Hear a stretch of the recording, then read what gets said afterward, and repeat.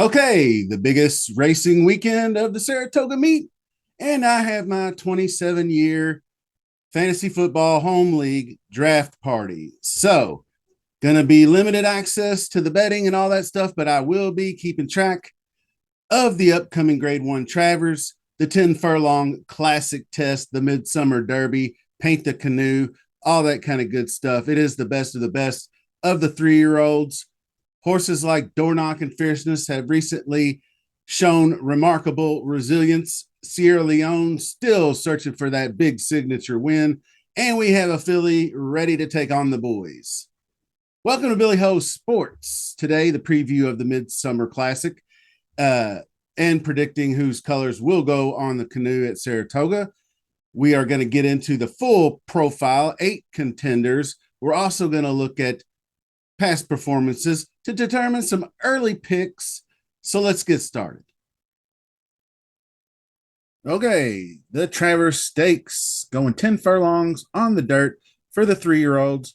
We'll start with ladies first. Torpedo Ana, trained by Kenny McPeak. Brian Hernandez will ride. Kentucky Oaks winner, lock for 3-year-old filly of the year. Just decimated a couple of small fields in the aftermath of her Kentucky Oaks victory, winning the both Acorn and American Oaks.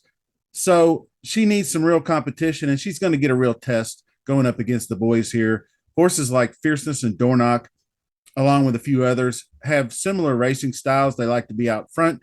They're both strong, very fast. Doro and Fierceness have both recently won multiple graded 1 stakes races. She looks every bit as good as those guys as the top choices, but now we're going to ask her to go 10 furlongs. So that is going to be a good test for the filly. Let's see if she's up to the task. Next up, we will profile Doro. That's trained by Danny Gargan. Luis Saez will ride. The full bro to the 2023 Kentucky Derby winner, Mage, is on a roll. Held on to win the Haskell over a charging mind frame once again. Had to back up his great performance in the Belmont, which he did as well. This horse is really turning out to be every bit as special as I thought he was back in December when he fought hard down the stretch versus Sierra Leone and prevailed in the Remsen at Aqueduct. So Doro is going to be a formidable opponent this week. Probably going to be close to the top 2 choices, which is crazy because he won the Belmont, I believe, at 17-1. So this is another one that is likely going to be one of the favorites. Hello, Billy Ho here. As the sole creator for this channel, I need you, the viewer, to help me grow. Just by subscribing to the channel and clicking that like button alone, you can help spread Billy Ho Sports to the racing community on YouTube. But there are other ways you can help. You can instantly share my content on social media directly to your chosen platform. Finally, there are ways you can contribute to the show's growth financially. I use cash apps such as Venmo and PayPal. You can check the description of my videos for the details there. Also, did you know there was a super thanks option on YouTube? Yeah, just click those 3 little dots at the bottom right hand of my videos, select thanks, use the sliding scale to choose a monetary value that you would like to contribute, and boom, there you go. Remember, your continued support means so much to me, so thank you for sharing in this journey, and have a great day. Favorites is Fierceness, trained by Todd Pletcher. Johnny V will be up. The big bounce back win in the Jim Dandy, plowing down the stretch, taking Johnny V with the savvy move to dip to the outside 6-7 path to prevent Sierra Leone from getting outside of him and then drifting. So Sierra Leone had to duck back inside. It still had a late charge. So the thing of it was, though, after watching the race a couple times and hearing a couple people bring it up, Sierra Leone got inside and then actually was pushed over a little bit further by charging Batten down and caused her to be right in there on that inside rail where I think the dirt was heavier. and I think he had a little bit tougher footing going down the stretch than Fierceness, who's much lighter on his feet. So with Fierceness, it's the every other race thing. You'll probably hear it after such a huge effort. It looks like the connections, Pletcher and Repo, have said he doesn't really eat well after those big races for some reason, and then he loses weight and he's just not as good the next out. So they've been giving him more time. Well, he's not really getting that time this time. So we'll see how he looks leading up to the race. I'm sure there will be plenty of commentary about it. But is the 10 furlong the optimal distance for this speedy colt? We'll soon find out. That brings me to Sierra Leone, trained by Chad Brown, Flavien Prat. I should be riding. I believe Pratt rode one of the other, or the other Chad Brown entry, Pratt rode the first two times. But I do believe that Pratt will remain on Sierra Leone. I still think Sierra Leone is Chad's best chance to win this race. So the big fella runs his race, makes his move, but he's just unable to get up a rash of second place finishes recently, a third place in the Belmont. He was forced inside to the rail, as I previously mentioned, when Batten Down moved aggressively. I think if he runs his race again without any adverse contact down the stretch, he can get to the wire first. Absolutely. Maybe we'll actually get a little bit of value on him since people might be slightly down on him. So next up is Batten Down, trained by Bill Mott. Junior Alvarado rides as by Tappet also displays good early speed. Came into the picture while going wire to wire in the Ohio Derby, being the upset winner over horses like Catching Freedom. He then came off that to run third in said Jim Dandy and really had a powerful move down the stretch, but just was unable to keep up with the first and the second place horses. Owned and bred by Judgmont Farms, looking to cash another check and hopefully get those pink and green colors painted on the canoe. So a horse that I've been looking forward to seeing again, trained by Whit Beckman, is Honor Marie. Bred to go long, so the 10 furlongs should be a good fit for him. And he's due for a clean trip. His last two races have just been a rough go. Really got banged around hard in the Kentucky Derby, then came right back, got banged right out of the gate by Sierra Leone, and then got moved over again in the stretch by Sierra Leone, drifting. So Beckman then decided to give his colt some extra time off.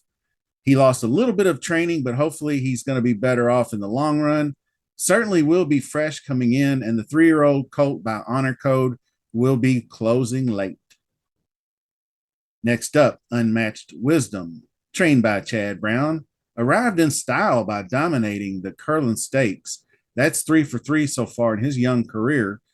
He sold for a mere $25K at the 2022 Keeneland yearling sale. Then 6 months later, they had the 2-year-old in training sale, and Klarovich Stables snatched him up for $450K. So already off to a good start, got about half that money paid off almost in 3 races. So they're really excited about him. Not sure if he's up to the task in this one, but could provide value down the road. Last up is Corporate Power, trained by Shug McGahee. Javier Castellano rides. Not so close second to the Unmatched Wisdom in the Curlin Stakes. This is actually the son of Curlin, won the Sir Barton previous to that, defeating Gould's Gold and Empire or Imperial Gun, Real Macho as well. So definitely has some skills and an up and comer himself. But I think a big ask for this improving colt. He did just recently have a pretty sharp workout, 4 furlongs and 47.44, which was first out of 45 that trained at that distance that day. So there's your field for the 2024 Travers Stakes. Let's make some selections. Well, there are 4 to 5 horses at least capable of winning the Travers. I think Fierceness laid down the blueprint on how to engage and or handle Sierra Leone in the stretch to avoid any drifting problems. that horse might have by getting to the outside of him and forcing him back inside. Post 8 is where he would probably want to be to avoid any kind of traffic on his own and any kickback because he doesn't like that. Dornock to his inside, I don't think that's a big issue either. Dornock, they'll just one after the other. Dornock, either one of them can sit off the other, and that's likely how it's going to settle in. Torpedo Ana in post 1 has Sierra Leone to her outside, so she can get out pretty quick. She should be fine there, but I still think she's going to have to use up a lot of early speed to get out to the front if she wants that lead before the turn. Because with Fierceness, Dornock, Unmatched Wisdom, horses like that all wanting to go to the lead. Unmatched Wisdom broke very sharply in his Curling Stakes race from the one post. So things of that nature. Uh, I really do want Honor Marie to do well here. I think that horse for Whit Beckman is due for a better performance, but just from watching the race replays, even with the trip trouble, I don't think that he would have been much of a factor, like especially in the Belmont, was just not getting there down the stretch. I see Sierra Leone with a much stronger kick. Like I went all the way back to the Risen Star and saw when Sierra Leone kicked home how much stronger he looked in the stretch than Honor Marie. So I do like the fact that they're putting the blinkers on Honor Marie. I think that's going to get her engaged earlier in the race. I think if he is closer to the lead in the final stretch, I think he's picking up the pieces coming down the lane there. I feel like ultimately my early lean now is Sierra Leone runs his race again, and he's going to be chasing down Dornock. So if Dornock can hold him off, Dornock wins. I think that he can run by Dornock late. Dornock's already proven that he can go a mile and a quarter at Saratoga. He just did it in the Belmont. So Sierra Leone's going to definitely have his work cut out for him. But those are the two I'm most confident in. Ultimately, I think the others are interchangeable. Fierceness, I just don't know about the 10 furlong distance and seeing how the every other race is a thing. I don't know. I'm going to pay close attention to how they're talking about him and how he looks when they're schooling him this week in the paddock, because if how his appetite's working out and if he's eating okay. So that's going to be a big deal. So anyway, that's going to cover the Travers. I thank you for joining me today. Be on the lookout for more Travers Day coverage this week. We got plenty of racing to cover.